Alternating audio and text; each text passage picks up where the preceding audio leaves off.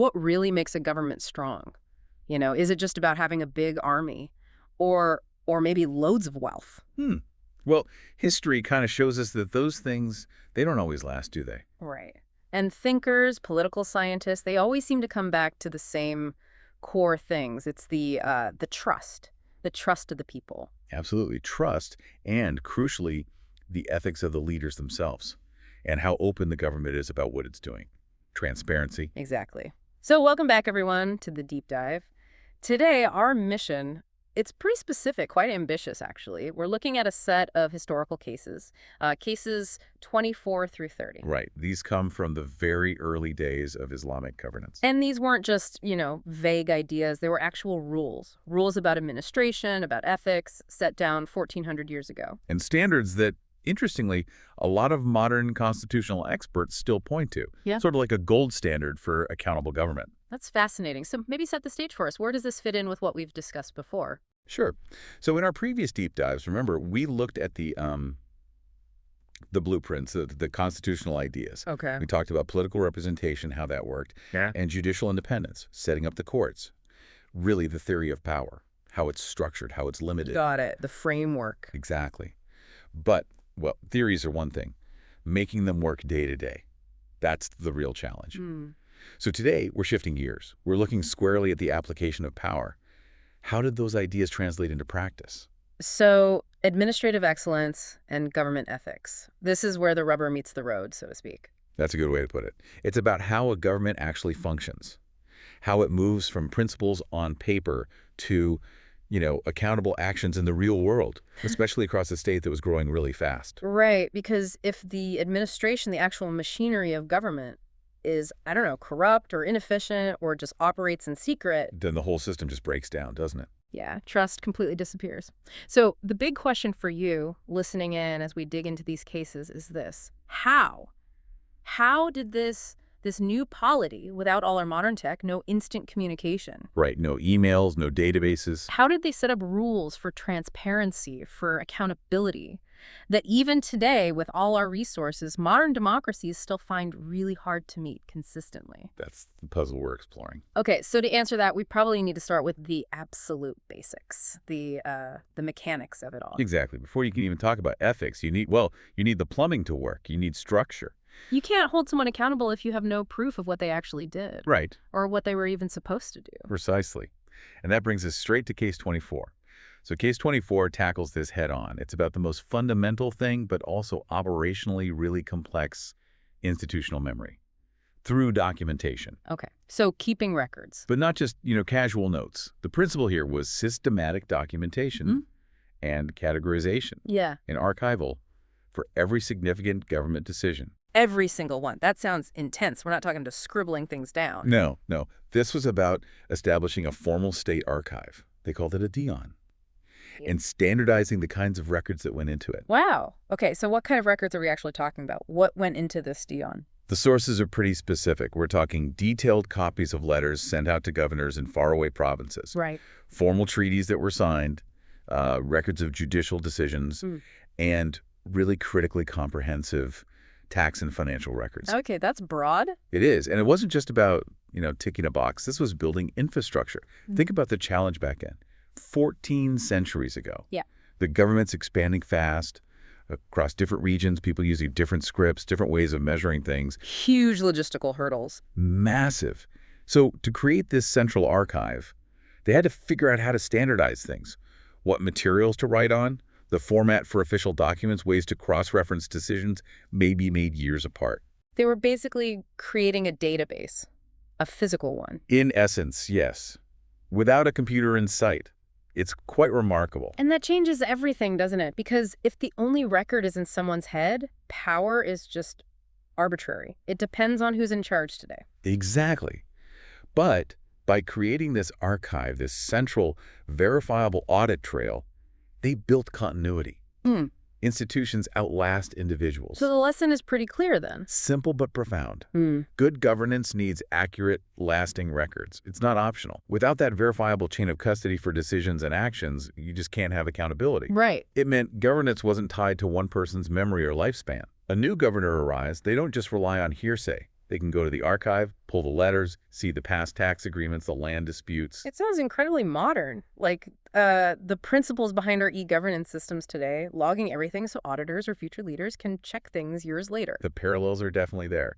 But imagine the discipline needed to manage this physically. All Yeah. that parchment, all that papyrus. So what was the real driver? Was it just good practice, or was it about control, accountability? Primarily, it seems, accountability, which of course helps stabilize power too. If a governor way out somewhere says, oh, couldn't collect taxes, there was a drought, the central authority could, theoretically, check the archives. Look at reports from previous years for that region, see if it lines up. It wasn't just taking their word for it. So it empowers the center to audit, but also maybe empowers the people if they know a record exists. That's a key aspect too.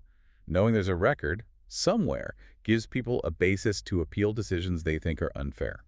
So case 24, it makes government work verifiable. And that makes all the later accountability stuff we'll talk about actually possible. Okay, so case 24 gives us the mechanics, the records. What about the morality, the ethics? Right, that's where case 29 comes in. This one focuses on embedding ethical standards right into the structure of government. It's not just about hoping individuals are virtuous. It's recognizing that power itself creates, well, temptations, opportunities for things to go wrong. Exactly. The system needs built-in safeguards. So, case 29 lays out specific, really strict prohibitions. But like, what were the big no-nos? The sources are very clear. Right. Bribery, obviously, nepotism favoring family or friends, and any kind of misuse of your official position for private gain or giving unfair advantages. These were explicitly forbidden. Okay, bribery seems straightforward, but nepotism, that's tricky, isn't it? People naturally want to help their own. How do you actually stop that institutionally? Just saying don't do it feels, well, a bit weak. That's a really important point. It couldn't just be a rule on paper. It needed teeth. Yeah. So there were a couple of key mechanisms. Yeah. First, major appointments, especially things like governorships or military commands, weren't just decided behind closed doors. There was an element of public scrutiny, consultation. We'll touch on that more with case 25 later. Yeah. Second, and this is crucial, they introduced mechanisms for what we now call asset disclosure. Officials had to declare significant assets or gifts they received when they took office and potentially when they left. Really? Like an early conflict of interest check? Sort of, yes. If an official suddenly got much wealthier during their time in office, that raised red flags. It required explanation. The assumption almost shifted. You had to prove your wealth came from legitimate private means. The burden of proof was on the official. Wow. So it wasn't just a moral suggestion, it was backed by checks. The lesson then is authority is service. It's a burden, a responsibility, not a shortcut to getting rich or helping out your relatives. Precisely. And connecting this to the bigger picture, preventing this kind of institutional corruption is vital for public confidence. If people think the whole system is rigged, that you only get ahead through connections. Then the whole constitutional idea, no matter how good it looks on paper, just falls apart. Exactly. Case 29 basically says public trust is a real asset. You have to actively protect it with enforceable rules, institutional barriers. It's the foundation for, modern public service codes of conduct, ethics rules we see everywhere today. In a very clear line. This is your private life. This is your public duty. Don't mix them. Okay, so we have the records from case 24, the ethical rules from case 29. Now, how do you make sure those rules are actually followed, especially far away from the center? That brings us to case 30. This sets up the oversight mechanism. You called it the final net. I like that. It's about making sure accountability covers everyone, everywhere. Comprehensive oversight. So how did it work? How did the central government keep an eye on a governor who might be weeks, even months of travel away? It relied heavily on a strict reporting cycle. Governors, regional administrators, they had to send back regular reports, maybe quarterly, maybe semi-annually. Okay. And these weren't just quick notes. They were expected to be detailed summaries of their main decisions, the local economy, security issues, things like that. So mandatory reporting, but reports can be selective. True, which is why there was another layer. The central authority reserved the right to send out its own independent inspectors or auditors. Like surprise inspections. Sometimes, yes. Or individuals known for their integrity might be sent, occasionally even traveling, sort of, incognito, to check if the reports matched reality and to listen for any public complaints. That combination, regular reports, plus the possibility of an independent check, that sounds like a powerful deterrent. It really is. It stops the local official from just becoming their own little king. It constantly reminds them they're part of a larger system and answerable to the center. So the main lesson from Case 30 is nobody's above the law, no matter how senior or how far away. Exactly. No official gets a free pass based on rank or location. And it prevents the whole system from just breaking up into fiefdoms. It ensures one standard of conduct applies everywhere. And if they did find misconduct through a report or an auditor or a complaint. The sources suggest corrections were prompt and decisive, often involving removal from office, and if it was serious, prosecution wasn't off the table. You mentioned earlier this connects to the idea of a modern ombudsman. That seems like a strong comparison. Is it really justified? An ombudsman is usually independent, investigating citizen complaints against the state. I think the comparison holds, in principle, because the system formalized the citizen's right to complain about administrative actions and have that complaint investigated. Okay. While the inspectors were ultimately answerable to the central authority, the process itself was defined. A citizen's complaint about, say, unfair taxes or mistreatment by an official wasn't just dismissed. It was supposed to trigger an investigation that was separate from the local governor's power structure. So the investigation happened at a different level. Yes, conducted by someone whose job was specifically to look into these kinds of complaints against the bureaucracy. That functional similarity and avenue for redress against administrative injustice, operating somewhat independently of the local administrator, that's very much like the core idea of an ombudsman today. All right, so we've built the foundation, we've got the records, the ethical rules, the oversight. Now, let's look at how the government actively interacts with the public. Transparency, accountability, and practice. This is about the public's right to know, isn't it? Absolutely. And this brings us to Case 27. Case 27 is specifically about disclosure. The government actively, systematically sharing official information with the people. Why? What's the thinking there? The underlying idea seems to be that trust isn't built behind closed doors. You earn it by sharing information, by being open. Okay, so what kind of information are we talking about? The sources give some pretty startling examples. They do. Things like updates on military campaigns, security situations, detailed financial information where money, like war funds, was coming from and where it was going. And even treaty details, including potentially unpopular concessions. That seems risky. Most rulers would keep that secret, surely. Control the narrative. It's a fascinating choice, isn't it? It suggests a different calculation. The risk of an enemy finding something out was maybe weighed against a bigger risk, losing the trust and support of your own citizens. So by sharing this stuff, finances, military updates, diplomacy, the public becomes involved, informed stakeholders. Exactly. Not just passive subjects waiting to be told what to do. Imagine the government needs to launch a tough military campaign. By disclosing the reasons, maybe the cost, you build public buy-in. People understand the necessity. Reduces grumbling, maybe. Potentially. Or take a difficult treaty.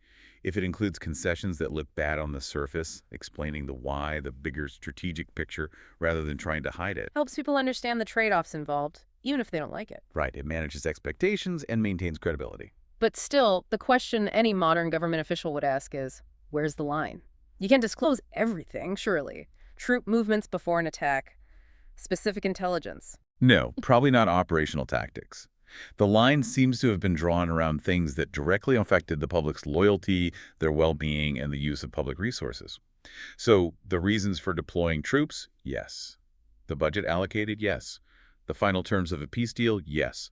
Those were seen as public matters. So openness wasn't a weakness, but a strength, a tool for building resilience. That seems to be the philosophy.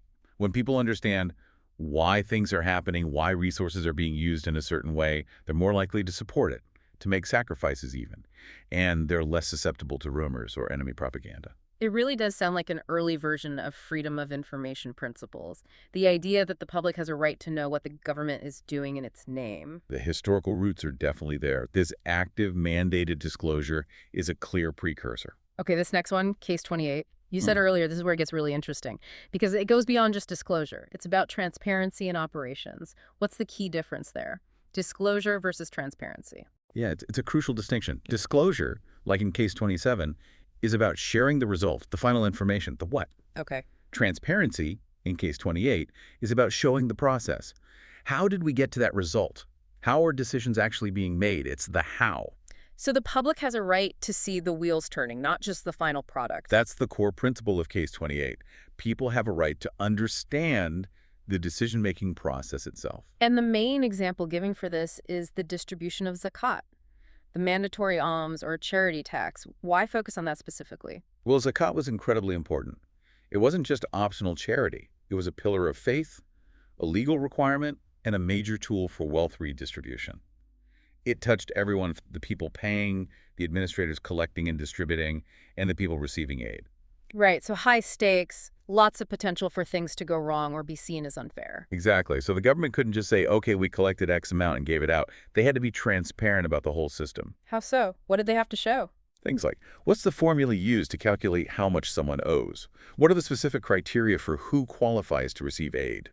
And crucially, how is it actually allocated and distributed? Who gets what and why? Wow, that level of detail. It basically allows citizens to check the work themselves, doesn't it? Precisely. It enables a kind of citizen audit.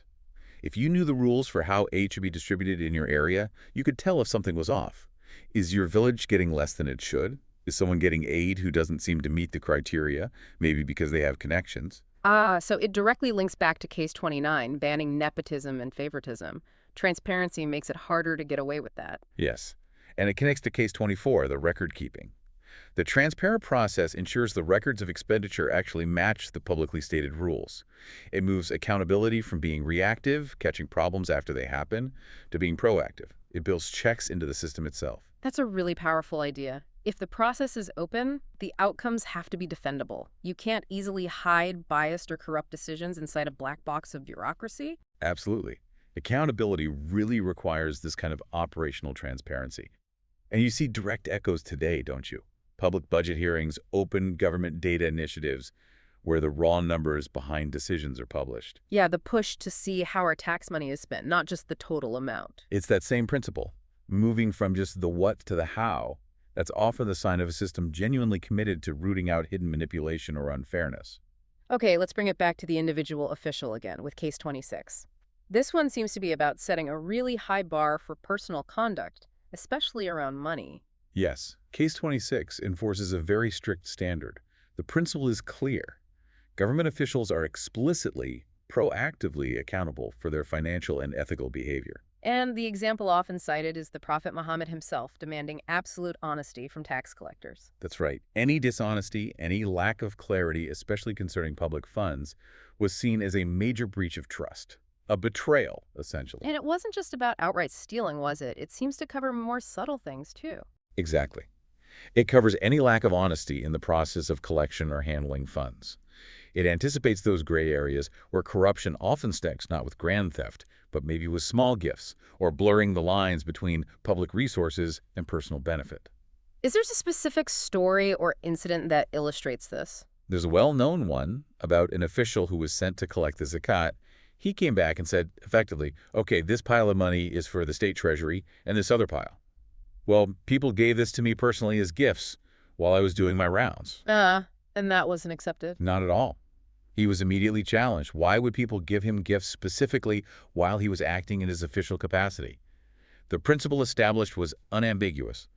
Anything received while performing public duties belongs to the public treasury, unless there's some explicit prior authorization otherwise. So, zero tolerance for mixing public duty and private gain. Historically, what was this specific type of misappropriation called? It's known as gulo. It signifies that kind of breach of trust involving public funds or property, even if it's not direct theft. It's about the dishonest handling or concealment. Setting the bar that high, where even small gifts are questioned, must have made public service seem quite demanding. Did they worry about finding enough qualified people willing to live under that kind of scrutiny? Maybe people would prefer an easier life as a merchant or something. That's a really insightful question. And yes, the high standard absolutely meant public office was intended to be difficult. It came with a heavy ethical burden. But that was seen as a feature, not a bug. How so? It acted as a filter. It helped ensure that people seeking these roles were genuinely motivated by service, not by the potential for easy enrichment. And they had to be willing to accept constant scrutiny, as we saw in Case 30. The implication was, if you're looking for perks or an easy ride, public office isn't for you. So case 26 really hammers home the idea. Authority is responsibility. It's not privilege. And you can see the direct line to modern anti-corruption laws, can't you? Where things like accepting facilitation payments or undue influence are illegal. Even if you can't prove the state lost money directly, it's about the misuse of the position itself. It is. It establishes that ethical conduct isn't just a nice-to-have or a matter of personal choice for officials. It's a hard requirement of the job, baked into the system and enforced through institutional checks and public expectation.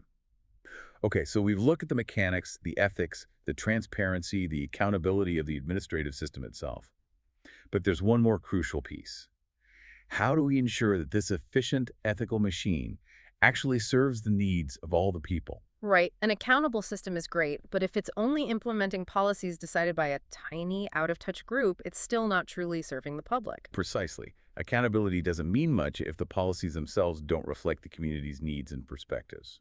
And that brings us to our final section, focusing on Case 25. Case 25, then, is about inclusivity, building broader perspectives into how policy gets made in the first place. That's the core idea. It's about embedding consultation, the principle of shura, into the process.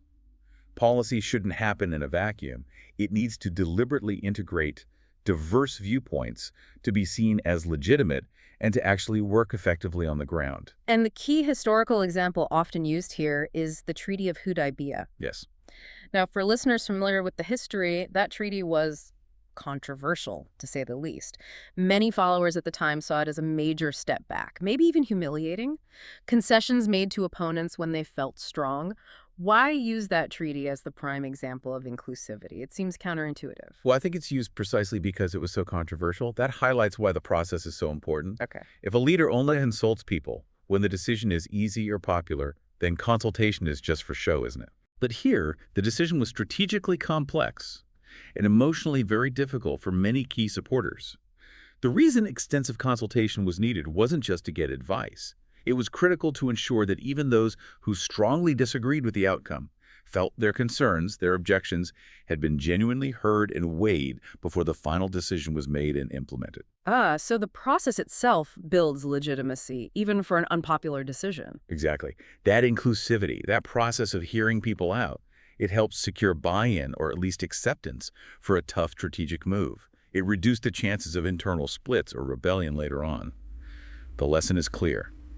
For policy to stick, for it to be effective and stable long-term, you have to deliberately bring diverse perspectives into the room before you finalize it. So inclusivity isn't just about being nice, it's actually a practical tool for stability. Very much so. It kind of inoculates the government against internal division because key groups feel they've had their say, they're part of the conversation structurally. That really resonates with modern democratic practices like parliamentary debates, public comment periods on draft legislation, stakeholder consultations. Absolutely.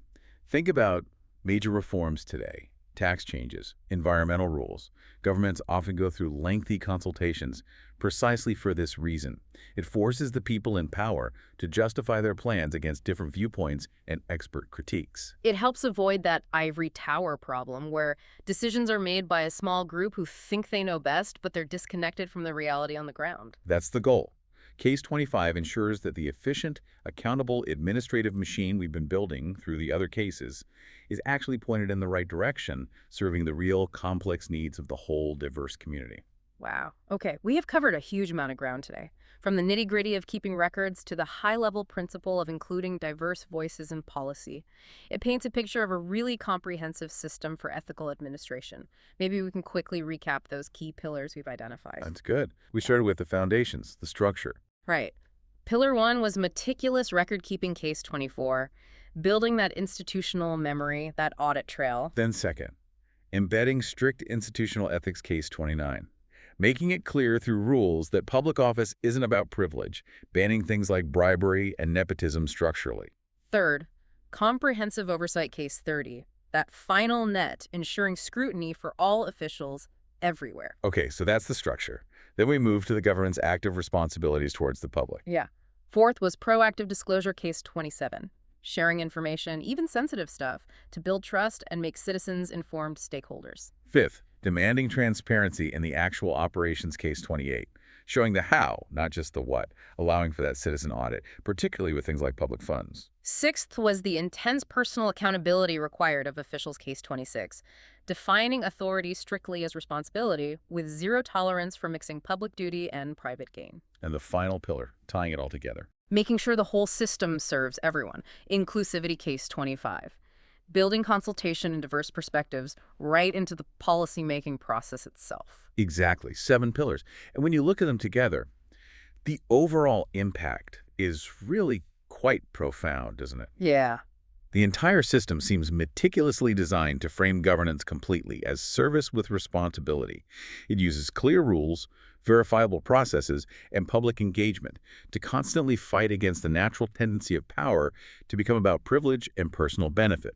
It's essentially creating systemic barriers against corruption and elite capture, a real template for ethical public service. So for you, listening along, hopefully you now have a much deeper, more detailed picture of how a system based on accountability and ethics was actually put into practice systematically way back in early Islamic history. Yeah, these aren't just nice-sounding ideals. They were specific, actionable rules covering everything from, how a tax collector should behave, right up to how major treaties are negotiated, shared, and filed away.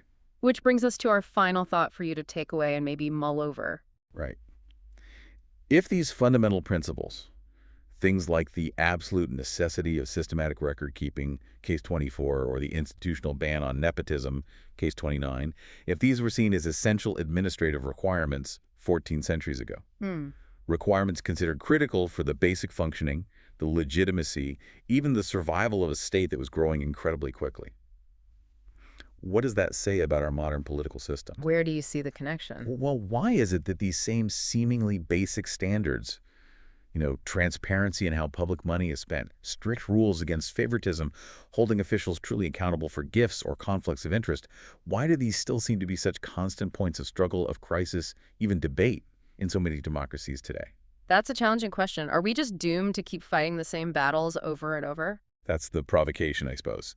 Is achieving ethical governance just this cyclical thing, where every generation has to reinvent the wheel and fight off corruption anew? Or is it more like a foundational requirement, like building codes for a house, that once established needs constant, active, vigorous enforcement? Because if you let up, if the enforcement weakens, does public trust inevitably start to erode? Something to really think about.